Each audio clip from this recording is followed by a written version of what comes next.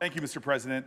I'm rising right now to speak about the urgency to quickly confirm two bipartisan members of the U.S. to the U.S. Sentencing Commission.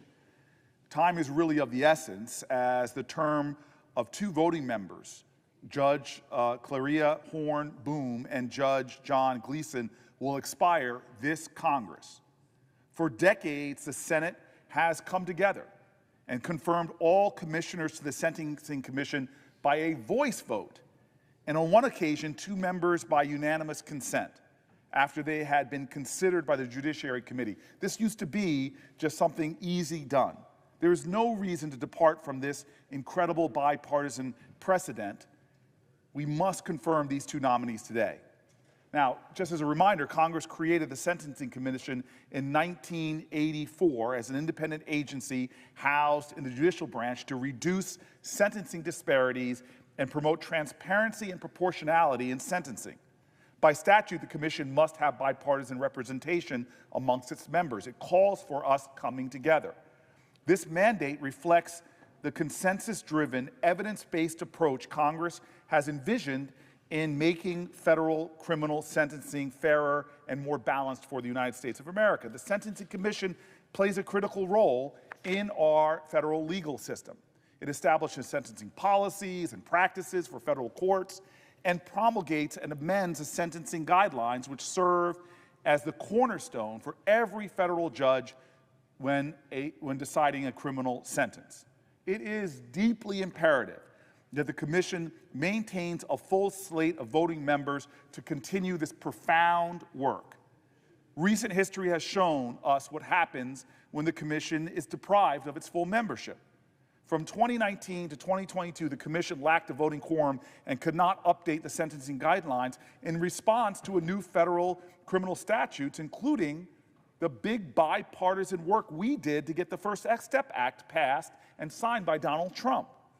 Without direction on how to implement the new provisions and criminal penalties, circuit courts split over the proper interpretation of the guidelines, resulting in disparate sentences for people that depended solely on which circuit court they were tried in. In other words, there was not equal justice under the law. There wasn't fairness or proportionality.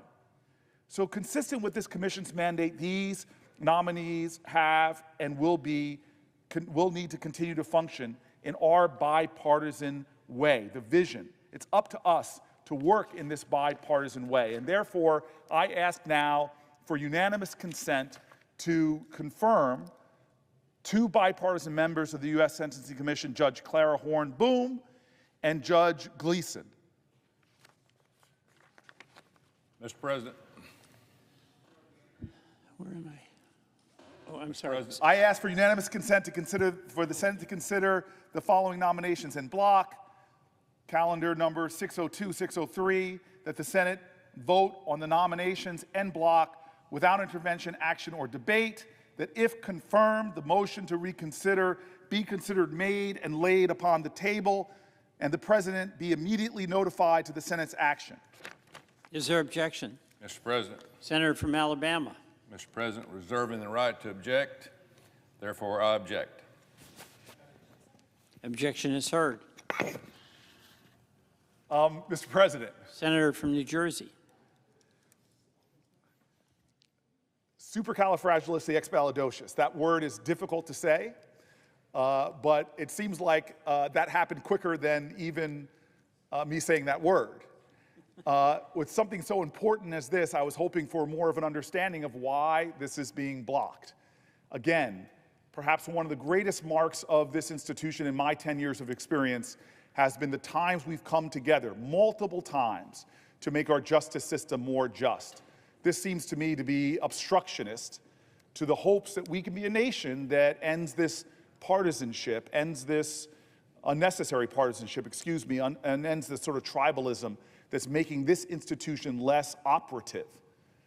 We all come here from various parts of our great nation to get things done, and it seems to be this pattern in the United States of America of us finding less comity, less togetherness, I love what Martin Luther King said. We're all caught in an inescapable network of mutuality, tied in a common garment of destiny, that injustice anywhere is a threat to justice everywhere.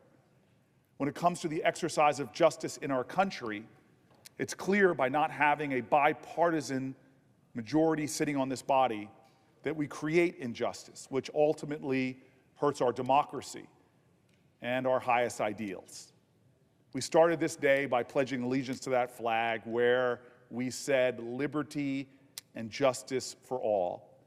It pains me today with this stopping of this unanimous consent that we are not fulfilling the hopes and aspirations of that pledge.